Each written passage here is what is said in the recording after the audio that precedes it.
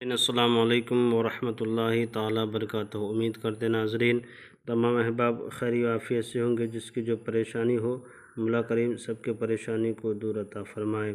मैंने जो नक्श लेकर के आप लोगों के दरमियान में हाजिर आए नाज़रीन, ये बंगाली काला जादू का पावरफुल अमल है। ये मोहब्बत का नक्श है और इसको आप जायज़ मकसद के लिए इस्तेमाल करें, नाजायज़ के लिए हरगिज़ इस्तेमाल ना करें।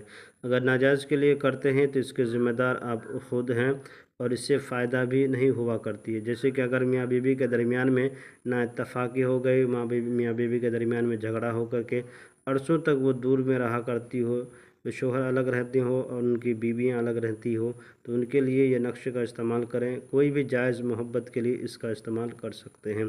करना क्या है कि नाज़रीन, इसको लिखने का जो टाइम है 1 बजे दिन में लेकर के 12 बजे दिन से लेकर के 1 बजे दिन तक लिख सकते हैं, कभी भी दिन में।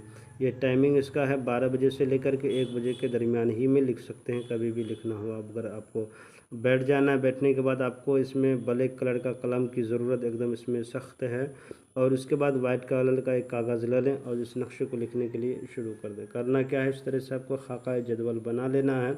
बनाने के बाद आपको सबसे पहले लिखना है क्या है कि इस तरह से लिखा हुआ है मीम मीम, इस तरह से खींच देना, फिर लिखना है मीम मीम, इस तरह से बना देना है।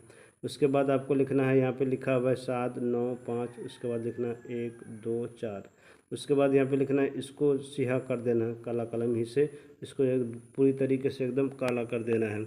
उसके बाद काला करने के बाद इसको क्या करना है कि नाज़रीन, ऊपर में लिखना है महबूब का लिखा हुआ है, महबूब का नाम, महबूब का या महबूब का नाम, जिसको चाहते हैं उसका नाम ऊपर में लिखा करें और नीचे में अपना नाम लिख दिया करें।